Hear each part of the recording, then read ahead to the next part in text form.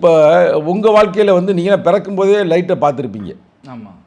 கரெக்டாக. இப்போ என்னுடைய வரலாறு எடுத்து சொல்கிறேன் பாருங்கள். நான் வந்து பள்ளிக்கூடத்தில் படிக்கும் பொழுது 2வது 3வது படிச்சிருப்பேன். அதுக்கு முன்னாடி வரைக்குமே எங்கள் வீட்டிலலாம் அந்த விளக்கை வச்சு தான் படிப்போம். சீமெண்ணெய் விளக்குன்னு சொல்லுவாங்க பார்த்தீங்களா, சீமை எண்ணெய் விளக்கை வச்சு தான் படிப்பாங்க. அப்போ அதுதான் நம்ம படித்து கிடிச்சு வந்தோம்.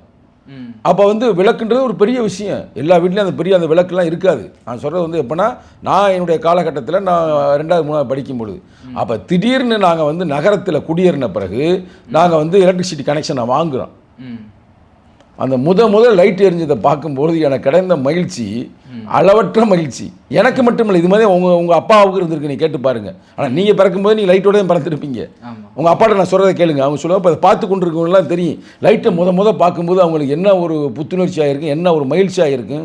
ஒரு இருட்டுக்குள்ளேயே வாழ்கிறவர்கள். இப்போ நீங்கள் பாருங்கள், இப்போ வீட்டை கூட பாருங்களேன், நமக்கு வந்து இருட்டாக இருந்தோம்னா நமக்கு ஒரு பய உணர்வே வரும். அதில் ஒரு விளக்கு வந்தால் தான் ஒரு புத்துணர்ச்சி வரும், ஒரு சிறப்பு வரும்.